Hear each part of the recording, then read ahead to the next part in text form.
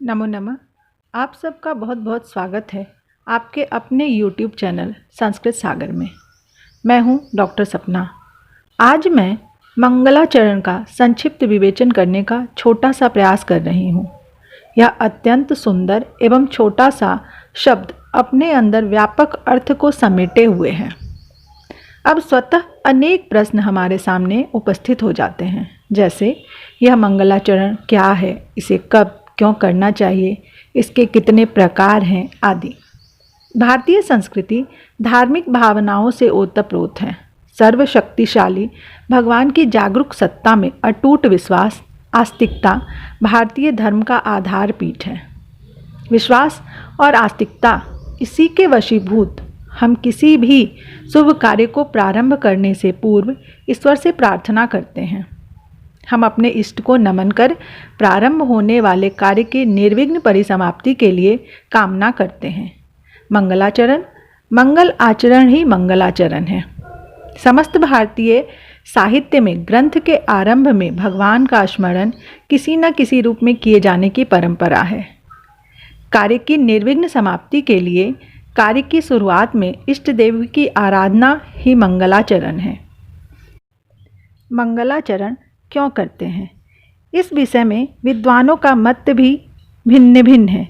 विभिन्न विद्वान इस विषय में अलग अलग अपना अपना मत रखते हैं, लेकिन सामान्य सी भाषा में हम यह कह सकते हैं कि मंगलाचरण हम इसलिए करते हैं कि जिस भी किसी शुभ कार्य को हम प्रारंभ कर रहे हैं उसकी समाप्ति निर्विघ्न हो जाए, निर्विघ्न उसका समापन हो। इसलिए हम मंगलाचरण करते हैं कि वह कार्य बिना किसी विघ्न बाधा के पूर्ण हो जाए। समाप्ति कामो मंगल माचरेत। कविवर कालिदास ने अपनी अमूल्य कृति रघुवंश महाकाव्य के प्रारंभ में माता पार्वती और जगत पिता परमेश्वर शिव को स्मरण कर नमन किया है। वागार्थ विप संपृक्तो वागार्थ प्रतिपत्तये जगतः पितरौ वंदे पार्वती परमेश्वरौ। अर्थात शब्द और अर्थ के समान नित्य संबद्ध तथा संसार के माता पिता शैल कुमारी भगवती पार्वती और भगवान शंकर को शब्दार्थ परिज्ञान के लिए प्रणाम करता हूँ। अपने इष्ट को प्रणाम करते हुए इस ग्रंथ की निर्विघ्न परिसमाप्ति की कामना कविवर करते हैं।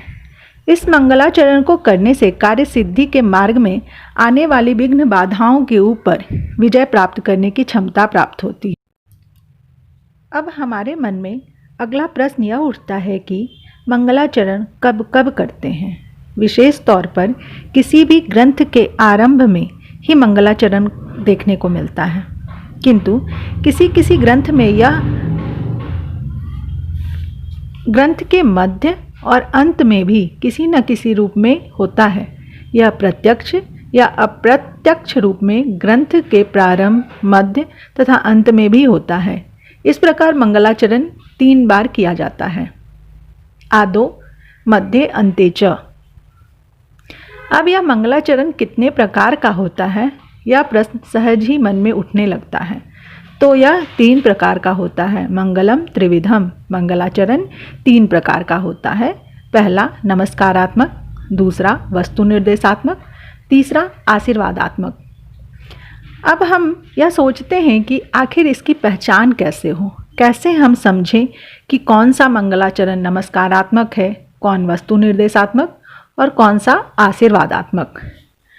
इसके लिए हम यह देखते हैं कि जिस मंगलाचरण में नमस्कार की बात हो, नमस्कार करने की बात जहाँ होती है वह मंगलाचरण नमस्कारात्मक है। इस मंगलाचरण में इष्ट देवता, पूज्य व्यक्ति, गुरु, पिता आदि को नमस्कार कर ग्रंथ की निर्विघ्न समाप्ति की कामना की जाती है। अतः जहाँ आप यह देखें कि नमस्कार करने की बात हो, आप समझ जाएंगे, आपको ज्ञात हो जाएगा कि यह मंगलाचरण नमस्कारात्मक है। दश रूपककार धनंजय ने अपने ग्रंथ की निर्विघ्न समाप्ति के लिए आदिदेव गौरी सुत गणेश को नमस्कार किया है। नमस्तस्मै गणेशाय यत्कंठः पुष्करायते मदाभोग घनध्वानो नीलकंठस्य तांडवे। इस मंगलाचरण में गणेश को नमस्कार किया गया है। अतः यह नमस्कारात्मक मंगलाचरण है। दूसरा मंगलाचरण है वस्तु निर्देशात्मक मंगलाचरण। इस मंगलाचरण में ग्रंथ में वर्णित होने वाली विषय वस्तु की चर्चा होती है। अतः जहाँ हम यह देखते हैं कि ग्रंथ में वर्णित विषय वस्तु की चर्चा मंगलाचरण में है, तो वह मंगलाचरण वस्तु निर्देशात्मक है। महाकवि श्री हर्ष रचित नैषधीय चरितम संस्कृत साहित्य का गौरवपूर्ण महाकाव्य है। इस महाकाव्य में जो मंगलाचरण कवि ने किया है वह मंगलाचरण वस्तु निर्देशात्मक है। निपीय यस्य क्षितिरक्षिण कथाम तथा द्रियन्ते न बुधा सुधामपि नलसितच्छत्रित कीर्तिमंडल स राशि राशिन महसाम महोज्वलः। यह मंगलाचरण वस्तु निर्देशात्मक मंगलाचरण है। निषद के राजा के चरित्र से यह महाकाव्य संबद्ध है, इसीलिए इसे नैषध महाकाव्य कहा जाता है। इस काव्य में नल के चरित्र का वर्णन है और मंगलाचरण में ही इसी विषय वस्तु का निर्देश कवि ने कर दिया है। अतः यह मंगलाचरण वस्तु निर्देशात्मक है। अगला जो मंगलाचरण है तीसरा, वह आशीर्वादात्मक मंगलाचरण होता है। इस मंगलाचरण में हमारे शुभत्व की कामना होती है। कहने का आशय यह है कि जिस किसी मंगलाचरण में व्यक्ति के मंगल की कामना हो, कल्याण की कामना हो, तो वह मंगलाचरण आशीर्वादात्मक मंगलाचरण है। महाकवि भास ने बालचरित में जिस मंगलाचरण को किया है, जिस मंगलाचरण के द्वारा ग्रंथ का प्रारंभ किया है, वह आशीर्वादात्मक मंगलाचरण है। शंख छीड़ वपु पुराकृत युगे नामना तु नारायणस्त्रेतायां त्रिपदार्पितृभुवनो विष्णु सुवर्ण प्रभः दूर्वास्याम निमः स रावण बधे रामो युगे द्वापरे नित्यं यो अंजन सन्निभः कलयुगे वह पातु दामोदरः।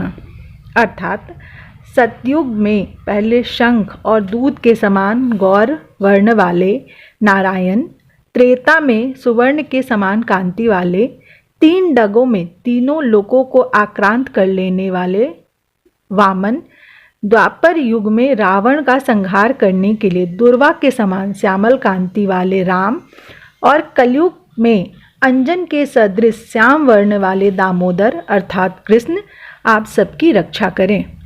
यह मंगलाचरण आशीर्वादात्मक है। यहाँ हमारे रक्षा की बात की गई है, अतः यह मंगलाचरण आशीर्वादात्मक है। इस प्रकार मैंने मंगलाचरण का संक्षिप्त विवेचन करने का छोटा सा प्रयास किया है। उम्मीद है इससे आप लाभान्वित होंगे। बहुत बहुत धन्यवाद।